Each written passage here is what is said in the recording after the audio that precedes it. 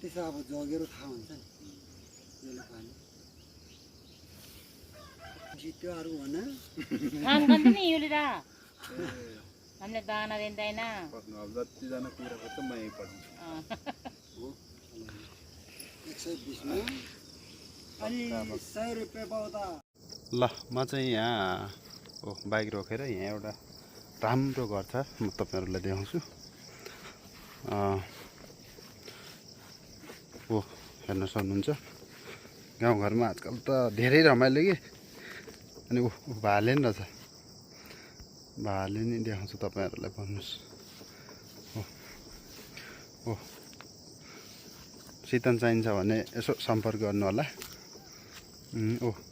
टन्नै रहेछ फेरि बाजेको भाले नि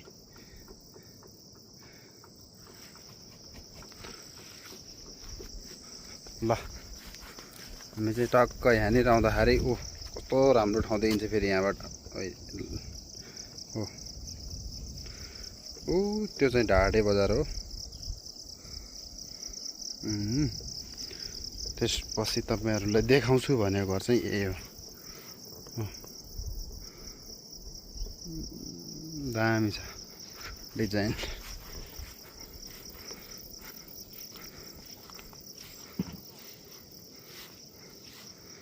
अब यहाँ काँक्रा फल्या चाहिँ आएर खानुपर्छ खासमा हामी चाहिँ यो घर मात्रै हेर्न गएको तर यहाँ चाहिँ कुखुरा टन्नै रहेछ अनि एउटा भाले खाइदिउँ न त भन्ने प्लान भएर चाहिँ म आफै जोड्दैछु फेरि आजले फेरि त्यो जोख्ने मेसिन नि अर्ग्यानिक छ है अर्ग्यानिक भाले जस्तै जोख्ने मेसिन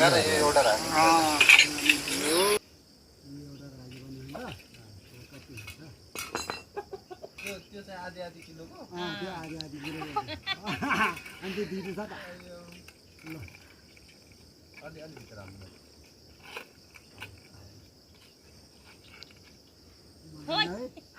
तिमीले मानेन ल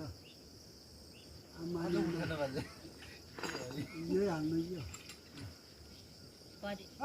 झन्डै 4 किलो पुगेछ हेर ल आधी कति यो भालेको माथि राखिदिनु यो भालेको माथि राख्नु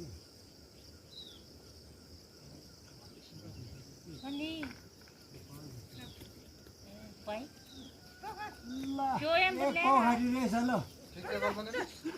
हेर्नुहोस् ल